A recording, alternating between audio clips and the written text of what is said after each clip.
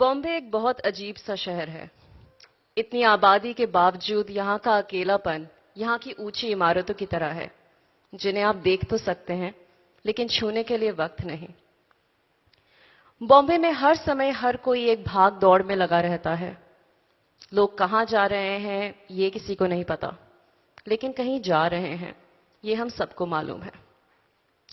बॉम्बे आपको रिश्ते भी भुलाने लगता है।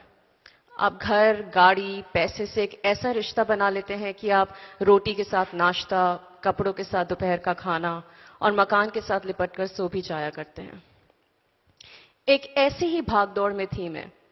अपने अकेलेपन को समेट के एक ऐसी ही ऊंची सी इमारत में मैं घर ढूंढ रही थी।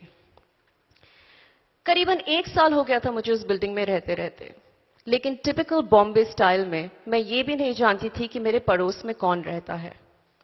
शायद आपने ये सुना होगा कि आप अपने दोस्त खुद चुनते हैं, आप अपने दुश्मन भी खुद चुनते हैं, लेकिन आपका परिवार और आपके पड़ोसी सिर्फ ऊपर वाला ही चुनता है। एंटी सोशल हूं मैं थोड़ी। मुझे दोस्त बनाना नहीं आता, और अगर कभी गलती से दोस्ती हो भी जाती है तो उस दोस्ती को निभाना नहीं आता।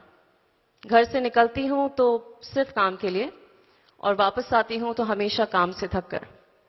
शायद इसीलिए एक दिन मैं जब अपनी बिल्डिंग के लिफ्ट में थी और एक शख्स ने मुझसे बात करनी चाहिए, मुझे लगा कि फालतू में लाइन मार रहा है। आशिकों की भी कोई कमी नहीं है बॉम्बे शहर में, तो थोड़ा एहतियात बरतना पड़ता है।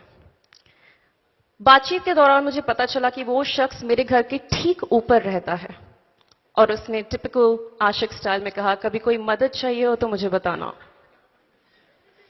कितनी घटिया पिकअप लाइन है, मैंने सोचा। एनीवे, कुछ हफ्तों बाद उस शख्स ने मुझे मेरे घर की बालकनी में एक वीडियो रिकॉर्ड करते हुए देखा। मैं एक ऑडिशन रिकॉर्ड कर रही थी और ट्राइपॉड से थोड़ा बहुत स्ट्रगल कर रही थी। उसने तुरंत मुझसे पूछा, क्या आज आपको कुछ मदद की जरूरत है? मैंने कहा नहीं, लेकिन इसके चेहरे पे एक हंसी थी। ना कोई छल, ना कोई कपट, सिर्फ हंसी। और उस दिन मुझे सच में जेन्युइनली महसूस हुआ कि वो शायद मेरी मदद ही करना चाहता है। मैंने सोचा आज मैं अपने आप को इंट्रोड्यूस कर देती हूं। मैंने कहा, मेरा नाम ये है, लेकिन मुझे आपका नाम नहीं जानना। I will always call you ऊपर वाला। और शायद ऊपर वाले ने ही भेजा था उसे। अकेली रहती हूं मैं इस शहर में, और बीमार बहुत ज्यादा पड़ती हूं। एक दिन शूट से मैं घर आ रही थी और मुझे लगा कि मुझे बुखार कुछ ज्यादा ही हो रहा है। मैं घर आई, मैंने दवाई ली और मैं सो गई। रात को 3 बजे मेरी नींद खुली तो मुझे लगा कि मेरा बदन बहुत तप रहा था। मैंने थर्मोमीटर निकाला, तापमान लिया। It was 105.4 degrees. मैं हिल भी नहीं पा रही थी अपने बिस्तर से। एक आधा दोस्त है, मैंने उनको कॉल किया, किसी ने उठाया नहीं। रात के 3 बज रहे थे, और मेरे मन में सिर्फ एक ख्याल आया कि शायद सिर्फ ऊपर वाला ही मुझे बचा सकता है। किसी तरह इंटरकॉम तक गई मैंने कॉल की और मैंने कहा, शायद आज मुझे आपकी मदद की जरूरत है, मुझे हॉस्पिटल जाना पड़ सकता है। वो नीचे आया एक पड़ोसी के तौर पर। ना कोई रिश्ता, ना कोई दोस्ती, ना कोई प्यार।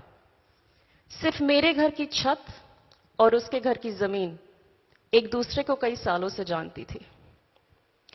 अगले कुछ घंटों तक उसने मेरी बहुत सेवा की, निस्वार्थ, निष्पक्ष, निर्मय। जैसे एक मां अपने बुखार में तपते हुए बच्चे के सिर पर पट्टियां रखती है, सुबह 6 बजे तक उसने मेरे सर पे ठंडी पट्टियां रखी। सुबह होने पे हम डॉक्टर के पास गए तो डॉक्टर ने कहा मलेरिया है। कुछ हफ्तों में ठीक हो गई मैं। मेरे एक आधा दोस्त आए मुझसे मिलने, किसी किसी ने फोन पे पूछताछ भी की। लेकिन उस ऊपर वाले ने मुझे एक ऐसा रिश्ता सिखलाया, जो रिश्ता होता है इंसानियत का। जो दीवारें हमारे घरों के बीच में तो जरूर होती हैं, लेकिन हमारे दिलों के बीच में नहीं। आज मुझे करीबन 2 साल हो चुके हैं मुंबई में, और मैं शुक्रगुजार हूं ऊपर वाले की और बॉम्बे शहर की, मुझे ये सिखाने के लिए कि दोस्त अगर दोस्त ना भी रहें, प्यार और परिवार आपकी जिंदगी में ना भी हो, लेकिन हम सबका तो एक पड़ोसी है।